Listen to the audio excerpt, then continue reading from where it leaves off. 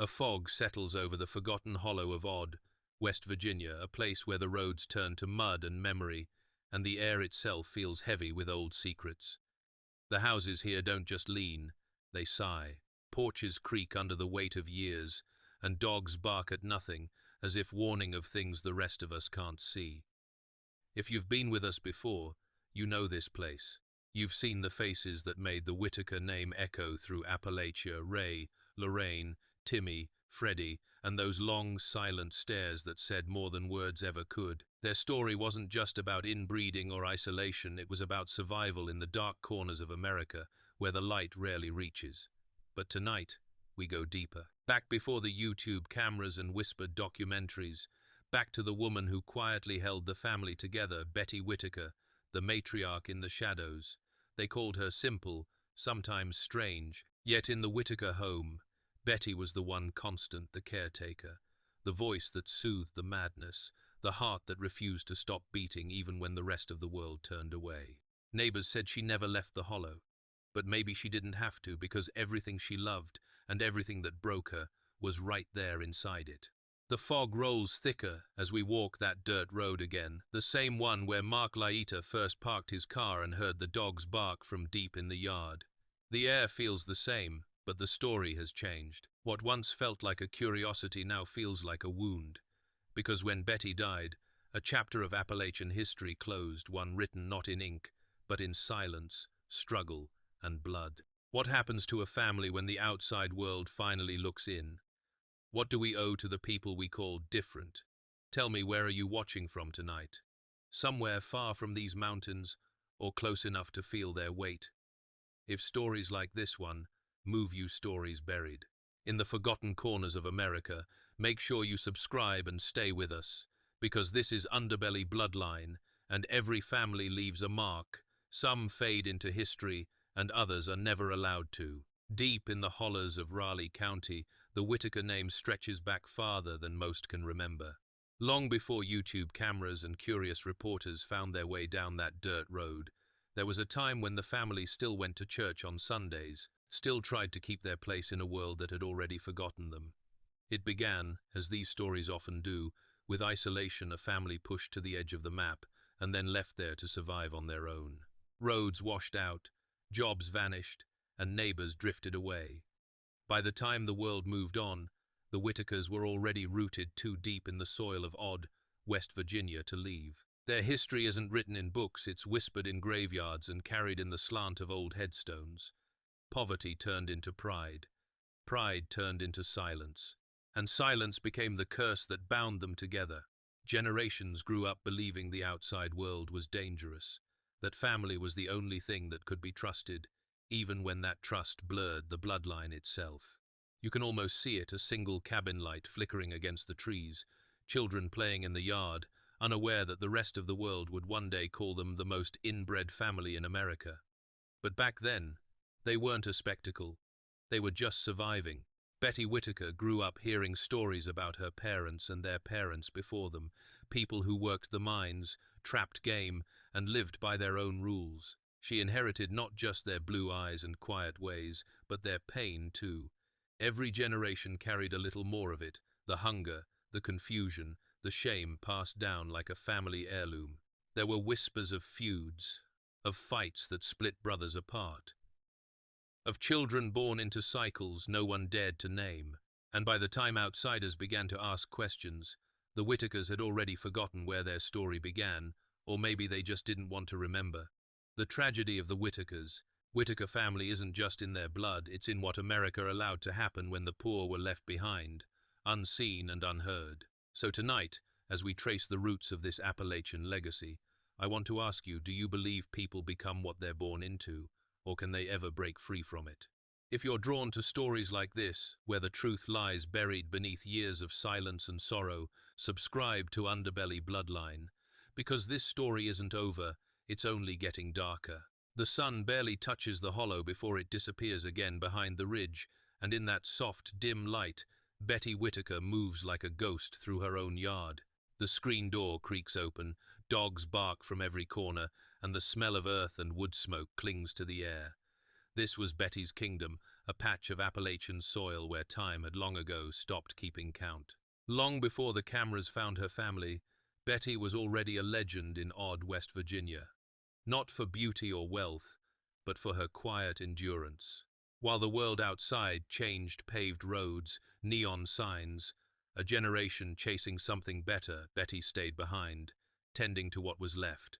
She cared for her brothers, for the children who could no longer speak right, for the family that never seemed to grow beyond that single road. In the flicker of an oil lamp, you can imagine her face weathered, lined, but steady. Neighbors said she could calm even the most violent storms that passed through that house. When voices rose, when tempers flared, Betty's voice would settle the room like a prayer, half whispered and half forgotten. She wasn't educated, but she carried wisdom born of hard winters and harder choices. Behind her calmness, though, was exhaustion, a lifetime of holding together what the world refused to understand. The Whittakers were mocked, gawked at, filmed, and dissected. But through all of it, Betty remained a guardian, standing between her family and a cruel, curious world. She didn't ask for pity or fame, only peace. The outsiders saw confusion, but Betty saw family. They saw inbreeding. She saw survival. Every generation before her had been trapped by geography, poverty, and silence, and Betty inherited that burden like a crown of thorns, the kind you don't wear for glory, but out of duty. In those final years, she rarely spoke of the past. Maybe she knew too much pain to tell it right, or maybe she understood what we all forget, that some stories aren't meant to be explained, only felt. The hollow is quieter now, the porch empty. The dogs still bark at the same ghosts, but her presence lingers in the wind through the trees, in the sorrow that never quite left those hills. So let me ask you, do you think Betty was protecting her family from the world, or protecting the world from her family? If you've been following this story, if you believe in uncovering the forgotten bloodlines of America, make sure you keep watching and share this video, because the deeper we go, the darker it gets. And Betty's shadow is only the beginning. The road into odd West Virginia is the kind that feels like it wasn't meant to be found. It twists through the mountains like a scar, narrow, washed out, and lined with trees that seem to lean in, as if listening. For decades, that road led to nowhere, until the day the visitors came. It was a warm summer afternoon when the quiet was broken by the sound of a car engine climbing the hill, unfamiliar, foreign. The dogs were the first to notice, barking wildly as the dust kicked up behind the wheels. And in that moment, the Whittaker world sealed off for generations, collided with the outside. Out stepped men with cameras, recorders, and questions outsiders, carrying the weight of curiosity disguised as compassion. To the Whittakers, they were strangers with strange intentions. To the visitors, this was a chance to document what most Americans could never imagine. A family so isolated that language itself had begun to fade. Betty Whittaker stood back on the porch that day, her face unreadable. She had seen enough of life to know that being noticed didn't always mean being understood. Behind her, the family gathered in confusion, Ray barking, Lorraine pacing, the old hounds circling the yard. The visitors whispered to one another, capturing footage that would soon travel around the world. The hollow had always been a mirror of what Appalachia hides: poverty, mental illness, and a generational loop that no one dared to break. The visitors brought exposure, but also exploitation. Their lenses saw the strangeness before they saw the suffering. What they called curiosity felt like intrusion. What they filmed as truth felt, to the Whittakers, like another kind of violence. Still, that moment changed everything. The world that had forgotten the Whittakers now couldn't look away. Millions would watch in fascination, but few would ever ask why this family ended up trapped in that hollow to begin with. The truth was more complex than inbreeding or isolation. It was about abandonment, a community that left its weakest behind, a system that turned poverty into spectacle. And through it all, Betty remained silent, watching, enduring. The matriarch who never asked for pity, only privacy. So I'll ask you, if the world came knocking on your door, not to help but to stare, would you let them in? The Whittaker home sits at the end of a winding dirt road, a structure that looks less like it was built and more like it grew from the earth itself. Its walls lean, its boards grown, and its roof seems to bow under the weight of memory. In the Appalachian dusk, the house doesn't just stand, it breathes. You can feel it when the wind moves through its broken windows, a low, hollow sigh, like something alive remembering what it's lost. Inside, the air is thick, the smell of wood smoke, old fabric, and dogs that have never known silence. There are no family portraits on the walls, no photographs framed in pride, only peeling paint, sagging wallpaper, and echoes of footsteps, whispers, and laughter that once filled these rooms when the Whittakers were still young enough to believe the world outside might change. Betty Whittaker called this place home her entire life. Here, she tended to her brothers, fed the dogs, and tried to keep order in a house that had long surrendered to chaos. Every corner tells a story: the worn couch where she sat beside Ray, the stove where she cooked beans and cornbread when there wasn't much else. The walls themselves feel like they've absorbed every sound, every cry, every prayer that went unanswered. To outsiders, this house became a symbol, a visual shorthand for inbreeding, poverty, and decay. But to Betty, it was sacred ground, a place where her people lived, suffered, and endured. She knew its rhythm, its sighs, its soft creaks in the night. To her, those sounds weren't frightening. They were familiar, the heartbeat of a family that refused to disappear. Yet the house held darker things too, secrets whispered between generations, arguments that turned into silence, abuse that went unspoken but not unfelt. Poverty has a way of turning walls into prisons, and the Whittaker home was both a refuge and a cell. It protected them from the world and trapped them inside their own legacy. Now, when the cameras return, the house still stands, but empty. The dogs bark to no one. The doors swing open with the wind. What remains are the echoes of Betty's voice, of Ray's howls, of a lineage that time couldn't quite erase. Maybe the real haunting isn't in the ghosts of the dead, but in the lives that were never fully lived. So tell me, if walls could speak, would you want to hear what they remember? If you believe these stories deserve to be heard, the ones America tried to bury in silence, make sure you subscribe to Underbelly Bloodline. Because this isn't just a story about a house, it's about everything that was lost inside it. The town of Odd, West Virginia, isn't on most maps. It's the kind of place you pass, without realizing you've been there. A handful of houses, a church, a store that's been closed for decades. Life here moves slow, steady, and silent. And sometimes, silence is its own form of guilt. For years, the people of Odd knew about the Whittakers. They saw the family walking the back roads, heard the barking dogs echoing through the valley, and whispered stories in hushed tones at the diner or the gas station. Some pitied them, some mocked them, but most just looked away. Because in Appalachia, looking away is easier than looking too close. They said the Whittakers were different. They said it like a warning, a superstition, as if their misfortune might spread if spoken aloud. Teachers remembered the children who came to school without shoes. Neighbors recalled the nights when screaming carried through the trees. But in a town where everyone had their own ghosts to hide poverty, addiction, old family feuds, the Whittakers became a mirror no one wanted to face. Betty Whittaker lived among them all those years, unseen and unspoken about. She'd buy groceries with what little she had, maybe exchange a word or two at the counter, then vanish back up that dirt road. And the town let her, because acknowledging her meant acknowledging their own neglect. It wasn't just inbreeding that shaped the Whittakers. It was abandonment, a slow erasure written by generations who chose silence over help. When the outsiders finally arrived with cameras, Odd turned its gaze again, this time not in ignorance, but in shame. The same people who once avoided the Whittakers now couldn't stop watching them on screens. And that's the cruel irony of it all. The world that refused to see them when they needed compassion now stared when it was too late to offer anything but curiosity. Somewhere in that silence lies a truth about us all. We don't need to be cruel to destroy someone, we just need to do nothing. So I'll ask you, in your town, in your life, who are the people everyone chooses not to see? If you believe stories like this matter, the ones buried beneath America's polite silence, because this is where we look straight into the places the world turns away from, and we don't blink. In the shadowed folds of Appalachia, blood remembers what the mind tries to forget.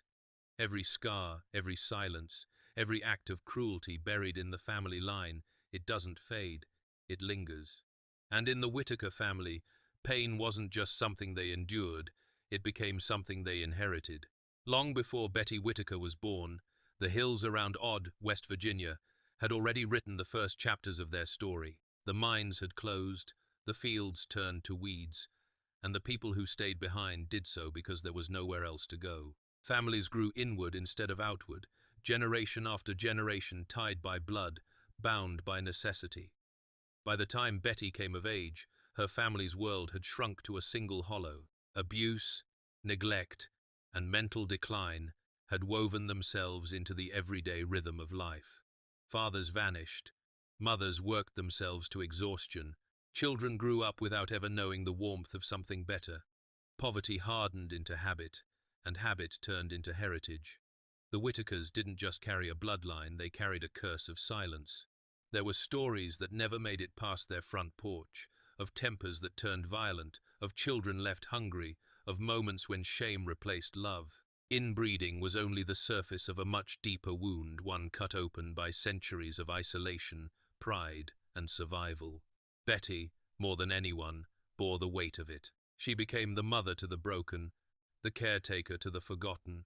She tried to hold together what generations before her had already let fall apart. But no matter how tightly she clung, the ghosts of the past were always there, whispering through the walls, reminding her that pain doesn't end when a person dies.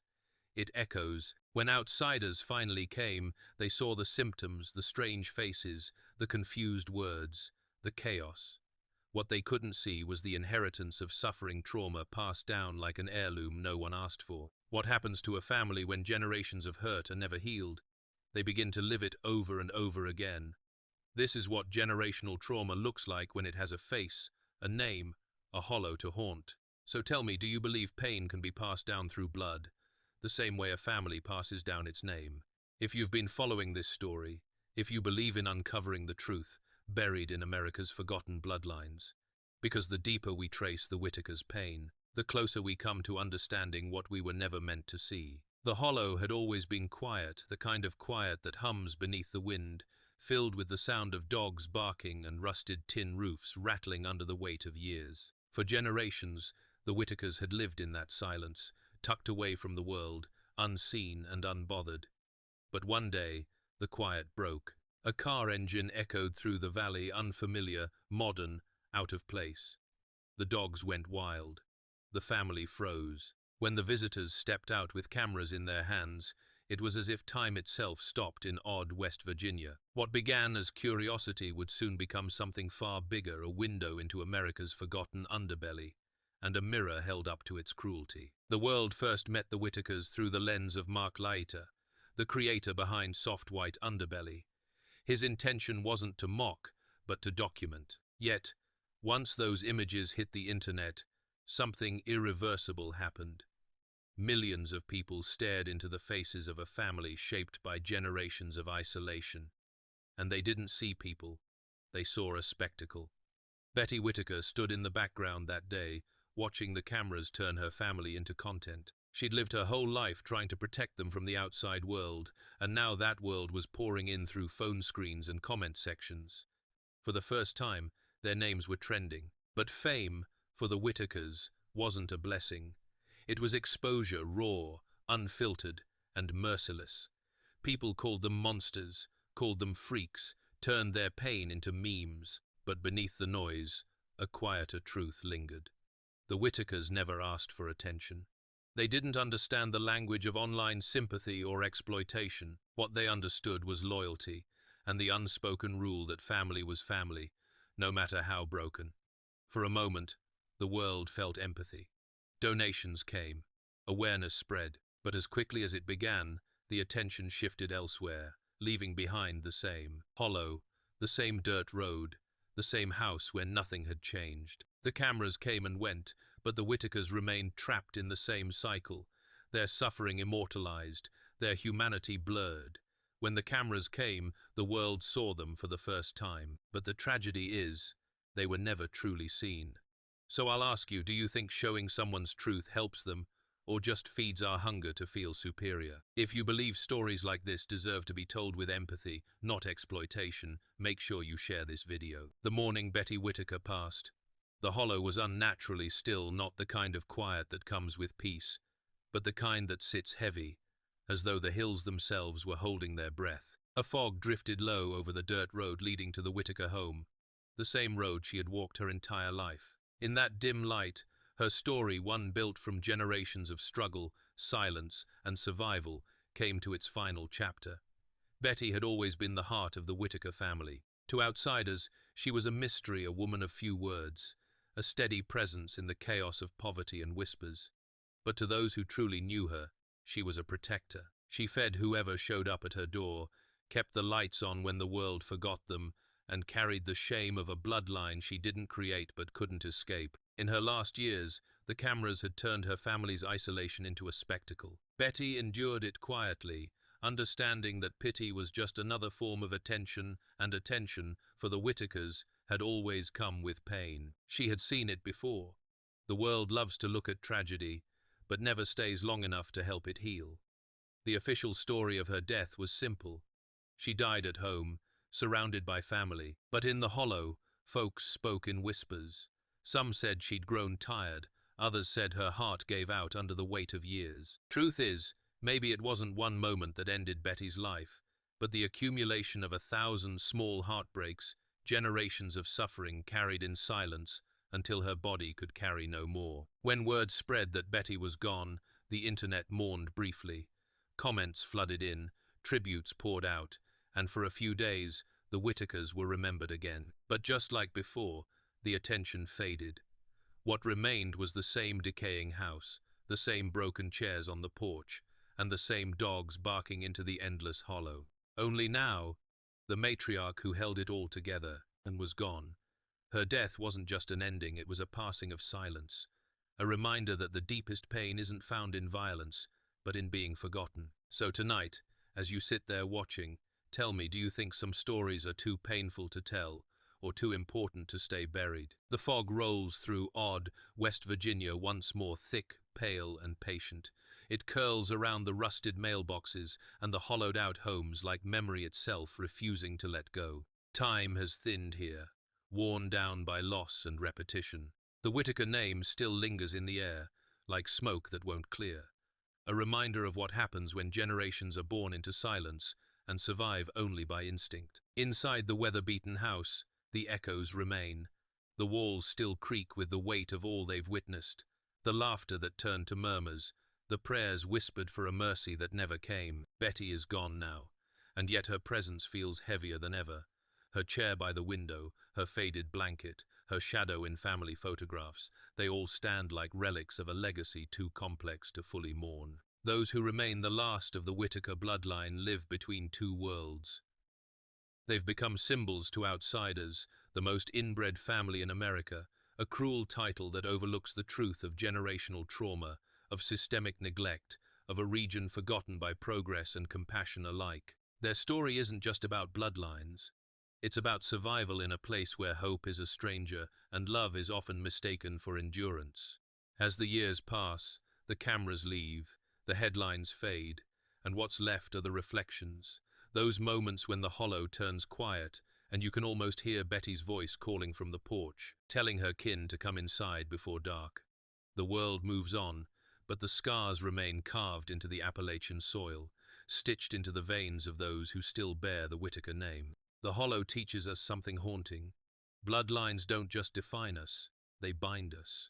And for families like the Whittakers, that bond is both their curse and their story's heartbeat.